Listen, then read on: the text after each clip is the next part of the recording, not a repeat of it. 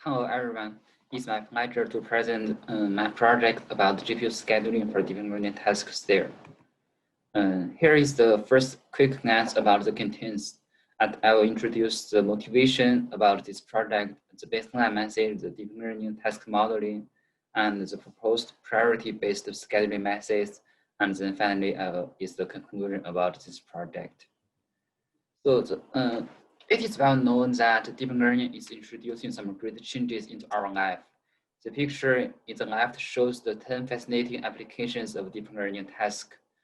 And one of the most important thing, I guess, is about self-driving cars.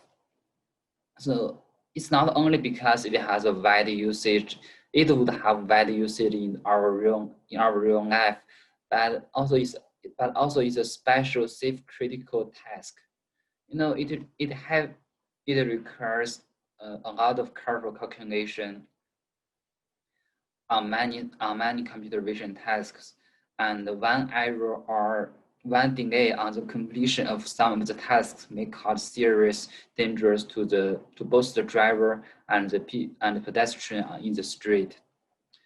And so in this project, we hope to provide more safe operations for self-driving cars from the operating system scheduling aspects. Basically, we hope to find a new and more effective scheduling algorithm, which could provide more efficient usage of the GPU devices, so that it may save some hardware cost for those applications which requires heavy GPU usage. That is a very big problem, but that basically states what we want to do in this the project. In this project, we mainly consider a simplified version of the previously mentioned scheduling problem. The solutions proposed for this simplified version of scheduling problem could also work in more complicated situations by changing configurations and parameters, I believe. So here is the simplified version of scheduling problem. At first, the system environment and task, it has 3 deep learning tasks, and each of them requires about 18 units of time. And each of them requires 8 microprocessors at the beginning of the task. The release time is pretty close to the beginning of the task for all of these 3 deep learning tasks, and we didn't set a deadline for them because mostly we want to achieve as fast execution as possible. As for the hardware aspect, we only consider situations with only one single GPU device where 12 microprocessors are available in total, because generally there may be some other kind of scenes that require GPU to provide some fundamental support. We also ignore the many other scenes, such as the overhead occurred by the CPU scheduling. The input and the output of the images and results are ignored because they usually take much shorter time compared with the completion time of deep learning tasks. At first, we want to introduce the baseline method. And this is also actually the scheduling algorithm that is used in our found GitHub GPU scheduling systems. It uses first come, first serve method to schedule GPU tasks. And so in our specific problem situations, since there are three GPU tasks, each require 18 execution time, the total time to finish all of these tasks could be 240. It should be noticed that 2 jobs cannot be executed at the same time because of the microprocessor requirements is 8, while the available microprocessors in GPU is 12. The potential overhead is pretty low, and the scheduling result is shown by the figure in the middle. We can see that the one task first takes the 14 and 18 time, and then the second and then the third task. And overall, this is just a pretty simple baseline scheduling method. However, we can achieve much improvement if we really consider the structure of deep learning task. For example, here is the AlexNet, which is also the main example used in our project. It can be noticed from the structure of AlexNet that it has a decreasing dimension as information propagates following the layers, which means lower layers generally have a large size of feature map, and higher layers generally have a very small size of feature map. However, the microprocessor requirements is usually based on the maximum requirement, which is the lower layers. And so there would be a kind of waste of calculation resource, GPU resource in the higher layers. And also, that means using less microprocessor for higher layers would be more efficient, not only for the execution of single tasks, but more importantly, we can use the extra microprocessors to process multiple deep learning networks.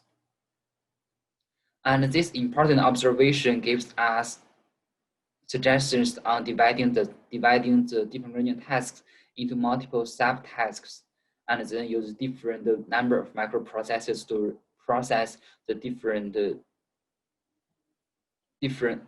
layers of deep learning neural network. So to be more specific in this project, we mainly divide the whole deep learning network into several subtasks, and the processor requirements of each subtask is mainly based on the size of the feature map in the specific layer. And the execution time estimation of each subtask is estimated based on the total number of multiplication required in each subtasks.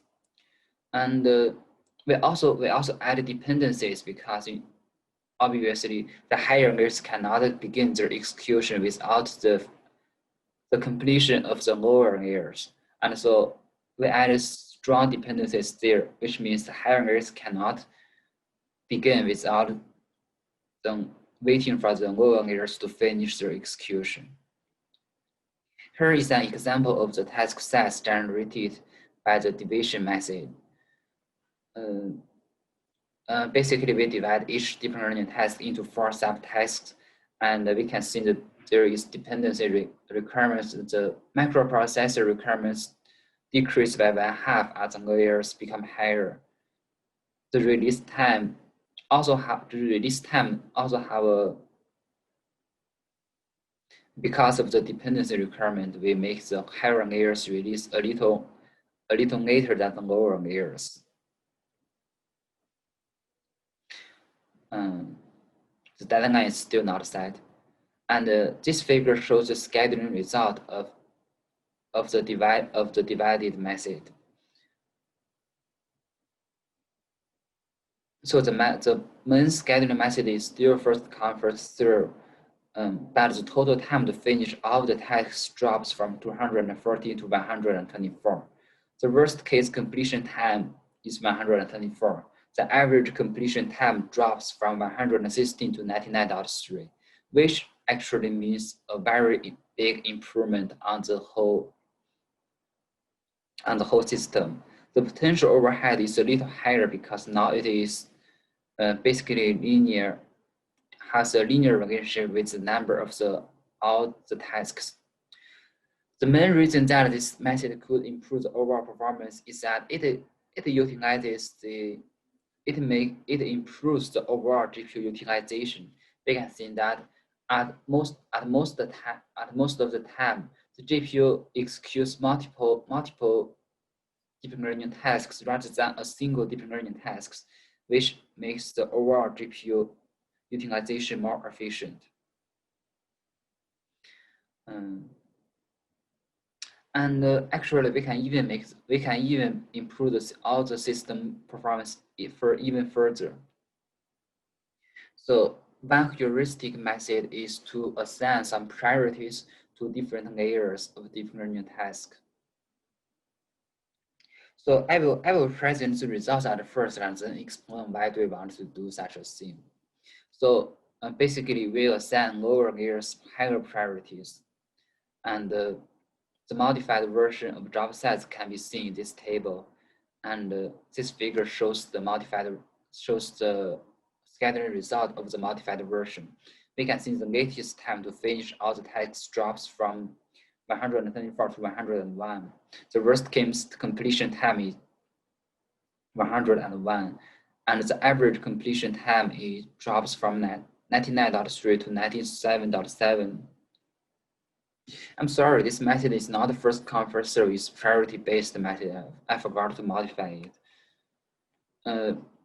So why do we want to use priority-based scheduling for this whole task? That's mainly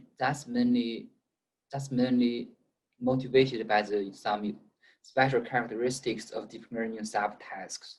We can see that generally lower layers require more microprocessor resources, which makes them more difficult to be scheduled. And also lower layers blocks higher layers. In contrast, higher layers generally require less microprocessor resource, and there are also a large amount of them. And so, in other words, higher layers are much more flexible to be scheduled than lower layers. As such, if we can make the lower layers finish at first, rather than making the higher layers finish at first, the scheduling for higher layers would become more flexible, and that would enable more efficient usage of GPU resources, because we can obviously see from this figure that there are many times that the GPU devices execute 3 deep learning tasks at the same time. While in contrast, in the previous case, most times it only executes two deep learning tasks, although there are some situations that it can execute 3 tasks. But overall, after giving the lower layers more priority, we would enable more efficient usage of GPU devices. And that would improve the GPU utilization factor, and then it brings some improvements on the total completion time. Besides, what's more important, in my opinion, is the influence on the completion time. We can see that the completion time drops for about 20%. That's because we distribute the response time from the first task to the second and third task. In my opinion, this behavior should be preferred whenever possible, because usually in the system's task scheduling, we are mainly considering the worst case completion time rather than the average completion time. And improving the worst case completion time is, in that sense, improving the worst case completion time is even more important than the average completion time. To prove the effectiveness of the proposed heuristic method, we also provide 2 counterexamples. The first counterexample is to simply assigning all the subtasks with the same priority or no priorities. And then in that case, all the subtasks have the same priority, and the scheduling result is already shown in our previous figures. Another option is assigning the layers with the inverse priority compared with the proposed heuristic method, which means higher layers would have a higher priority. In that case, the scheduling result is shown in this figure. We can see that the worst case completion time is 124. The average completion time is 99.3. It does not, and it's not as good as the proposed heuristic method, which proves the effectiveness of the heuristic method. The final problem that we have to consider is how do we decide how do we want to divide the deep learning tasks? To be honest, I didn't find too much analysis for this topic, but mostly tried some different experiments. The first experiment I tried is to further divide all the subtasks into 2 subtasks, and the execution time is divided evenly. And the scaling results is given by the double unique picture. I know you can't read the detailed numbers in this figure because it's too small, but I summarize the results in the right. We can see that the worst case completion time drops from 101 to 100, and the average completion time drops from 97.7 to 94. There is some small improvements. I also tried if we can improve the system performance further by dividing each subtask into 3 subtasks with the equal execution time. But unfortunately, the system performs actually worse. Both the worst case completion time and the average completion time increases. So the lesson that is learned from this experiment that maybe there is a way to optimally dividing the deep learning tasks, but I believe such kind of optimal way is mostly dependent on the real experiments rather than it depends on the real experiment situations, and it may be hard to find such an optimal deviation method. But what's more important is such optimal deviation may not bring very big improvements to the overall system performance, like just seen by the double unique situations. And so maybe that's not. And so I think we should also not worry too much about finding the optimal deviation.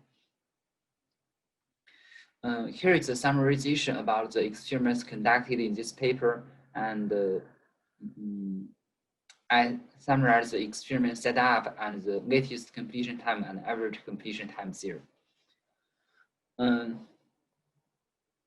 To summarize, in this project, we built a GPU scheduling system simulation environment specifically for deep learning tasks, and we also implemented the popular slicing method in the GPU scheduling literature. Based on the slicing method, we also proposed one simple heuristic method to assign priorities to the subtasks of deep learning network, which improves both overall utilization and the worst case completion time. We also tried some experiments with which could slightly improve system performance by trying to divide the system task in a more optimal way, but that does not really bring too much improvements. And so that's all about my presentation, and thank you for listening.